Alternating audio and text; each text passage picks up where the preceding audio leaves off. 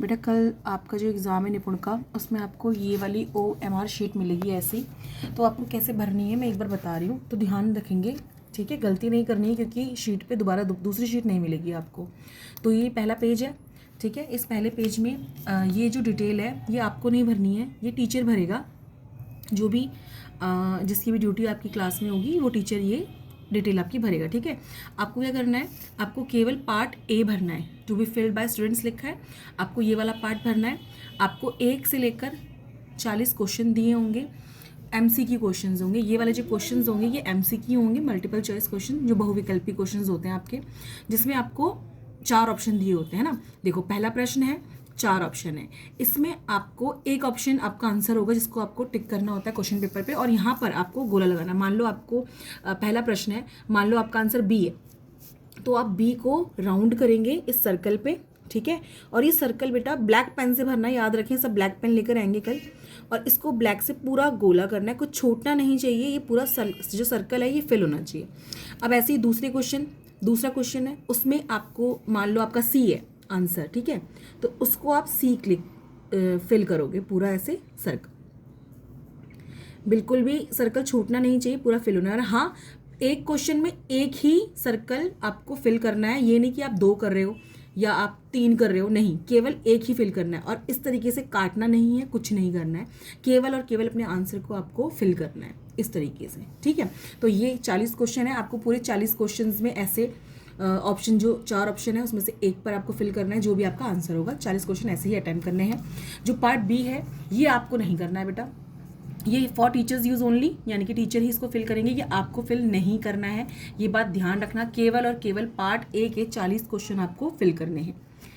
उसके बाद जो आपका सेकंड पेज है ये आपको फिल करना है।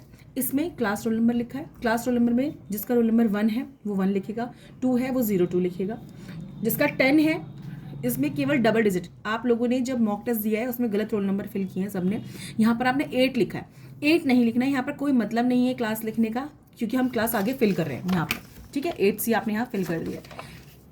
यहाँ पर आपको केवल रोल नंबर लिखना है, डबल डिजिट में जो आपका रोल नंबर आएगा वो 1 वाले 0 लगा के लिखेंगे 9 तक, और जिसका 10 रोल नंबर है वो यहाँ पर 1 0 10, 11 है जिसका वो 1 1 11, इस तरीके से लिखना है, ठीक है। सिर्फ रोल नंबर लिखा जाएगा, सिंगल डिजिट लिखी जाएगी इसके अंदर, डबल डिजिट मत लिख देना, एक बॉक्स के अंदर एक ही डिजिट आएगी, ठीक है। यहाँ पर आपकी डेट आ जाएगी एग्जाम की, जैसे कल 17 है तो 17/03 यानी कि मार्च 2026। फिर बेटा देखो नाम आता है, name of student. Name of student में कैपिटल लेटर आपको लिखना है, अपना नाम और जो स्कूल का नाम है वो कैपिटल लेटर में ही लिखना है, स्मॉल लेटर नहीं लिखना है। ध्यान रखेंगे इस बात का, क्योंकि ये शीट दोबारा आपको नहीं मिलेगी, इसलिए कोई गलती नहीं करनी, इसलिए वीडियो बनाकर मैं आप लोगों को भेज रही हूँ। वंशिका अगर नाम है तो केवल वंशिका लिखेंगे।